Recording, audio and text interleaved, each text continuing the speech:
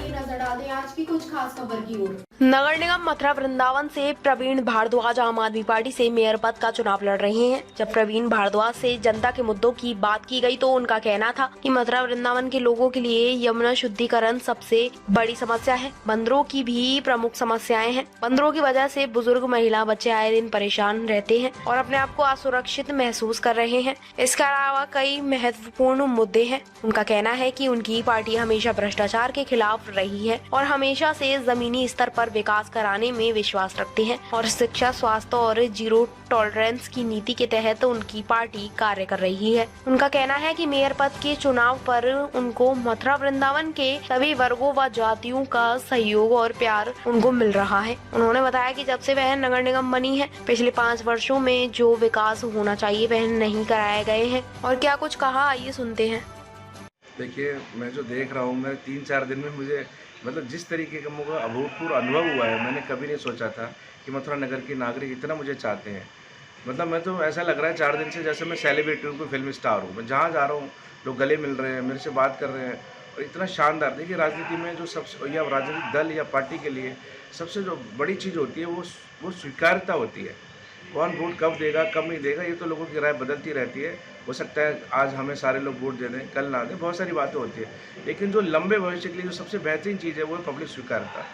एक भी व्यक्ति मुझे इन 4 दिन में ऐसा नहीं मिला जिसने मेरी पार्टी के बारे में या मेरे बारे में कोई नकारात्मक कही हो। हर कोई ये कहता है हाँ आप ही को आना चाहिए, आप ही को। ये दूसरी बात, निजी बात तो हर कोई कहते हैं कि हमें बहुत अच्छा लग रहा है कि आप जैसे व्यक्ति राजनीति में आए हैं और उन्हें बहुत उम्मीद बन रही है मेरे से। मैं भी मथुरा के लोगों को विश्वास दिलाना चाहता हूँ। जो प्यार वो मुझे दे रहे हैं, जो मेरे परिवार या मेरे भूतकाल से जुड़े हुए हैं, जिस तरीके से मैंने अपने आचरण में शुद्धता लाने की हमेशा कोशिश की है, ये शुद्धता निरंतर जारी रहेगी। और मैं ये कह सकता हूँ कि कुछ भी हो जाए, मैं अपने मार्ग से नहीं डूबूंगा और आपकी सेवा करता रहूँगा। किन मुद्दों को लेकर चुनावी मैदान में उतरे हैं आप? देखिए, सबसे बड़ा मुद्दा भ्रष्टाचार है और उसके बाद ही सारे मुद्दे शुरू होते हैं। ये इस तरीके से समझ लीजिए कि जब तक भ्रष्टाचार दूर नहीं होगा, जब तक हम दीमक को नहीं हटाएंगे, हमारा पेड़ जो लोकतांत्रिक पेड़ है वो पुष्पित पल्लवित नहीं होगा। और उसके बाई प्रोडक्ट हैं बाकी सारी चीज़ें। जो समस्या देख रहे हो आप, जो वो उसके भ्रष्टाचार के बाई प्रोडक्ट हैं। दूसरा भी मैंने निजी बातचीत में भी कहा कि हमने अंग्रेज़ों से जो लड़ाई लड़ी थी वो इसलिए नहीं लड़ी थी कि हम उनसे बड़े ऑर्गेनाइजर थे, हम उनसे बड़े व्यवस्थापक थे, हम उनसे ज़्यादा पढ़े लिखे थे। हमने लड़ी थी सम्मान के लिए। तो क्या नागरिकों को सम्मान मिल गया? आप कह सकते हैं कि नगर निगम में ये मुद्दा कहाँ से आ गया?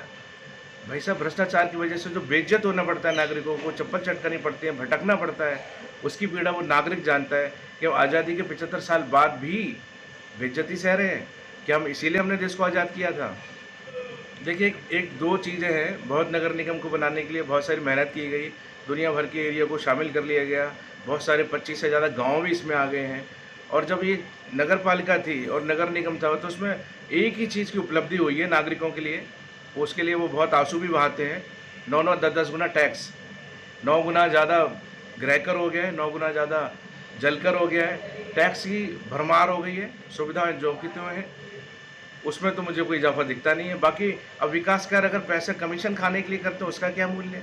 आप खुद देखें, एक नागरिक के तौर पे आप भी पत्रकार हैं लेकिन पहले नागरिक हैं। बनी बनाई सड़कों को बनाया जा रहा है, एक 2 साल के अंदर दोबारा खोद दिया जाता है, फिर से बना देते हैं। आपके पास इतना फालतू पैसा है खर्च करने को, और जो सड़कें नहीं बनी है वो 10-10 साल से नहीं बना रहे हैं। मेरा बेटा मुझसे मजाक में कह रहा था कि पापा ये तो एक काम शुरू नहीं होता दूसरा तोड़ देते हैं। पानी की लाइन डालने के लिए सड़क तोड़ते हैं, सीवर के लिए सड़क तोड़ते हैं।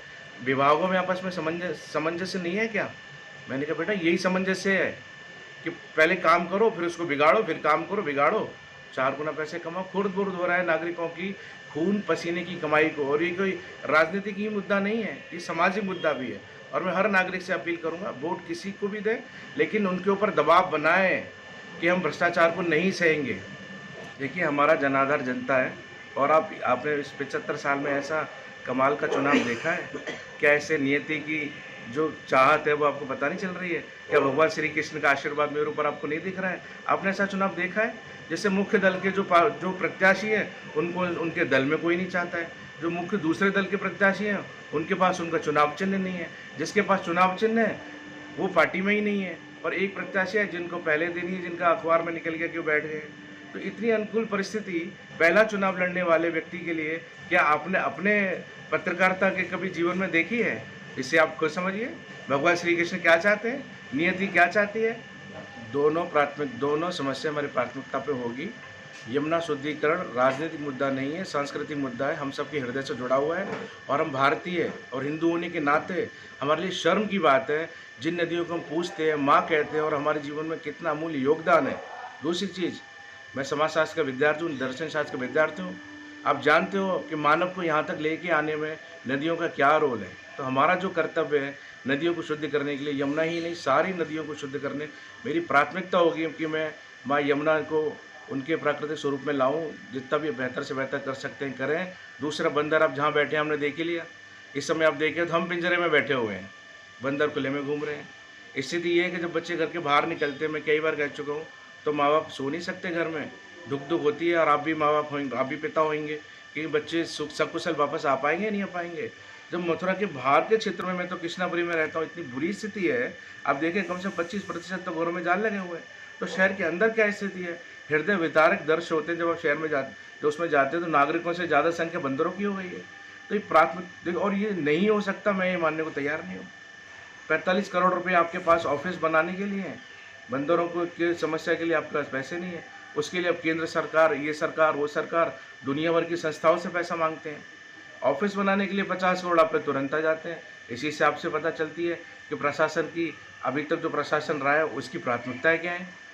देखिए, अगर मैं चुनाव जीतता हूँ तो पहली बात है मथुरा के नागरिक चुनाव जीतेंगे। दूसरी बात, अभी तक ये दुर्भाग्य है मथुरा के नागरिकों का कि यहाँ जो मेयर या चेयरमैन आए हैं वो उनकी राजनीतिक पारी का अंत हुआ है। यहाँ चेयरमैन बनने के बाद में आपको भी कोई याद नहीं होगा कि इससे ऊपर कोई जा पाया हो। मेरी लंबी राजनीतिक जो मेरा जीवन है उसकी पहली सीढ़ी है। मैं ज़रूर चाहूँगा कि मथुरा के नागरिक मेरे से खुश हों। और मैं अब जो मैं आगे हूँ तो मैंने पहले भी कहा मैं 25 साल देने वाला हूँ। बहुत सारे चुनाव लड़ूंगा, बहुत सारे जीतूंगा, बहुत सारे हारूंगा। और मुझे पूरा विश्वास है कि मथुरा के नागरिक मुझे बार बार अपना अन्य जगह जनप्रतिनिधि बनाएंगे और मेरे साथ मिलकर मथुरा का नाम भारत के पटल पे लाएंगे। देखिए, हमारी मुख्य लड़ाई बीजेपी से ही है, कांग्रेस तो रही ही नहीं। असली कौन है, नकली कौन है, इसी को तय होने में 4 तारीख निकल जाएगी। बसपा और सपा का कोई वजूद नहीं है। और जो आम नागरिक है, जो बीजेपी से त्रस्त है, मैं तो ये कहूँगा चिड़ा हुआ है, वो बीजेपी के विकल्प के रूप में सिर्फ और सिर्फ आज की तारीख में आम आदमी पार्टी को ही देख रहा है।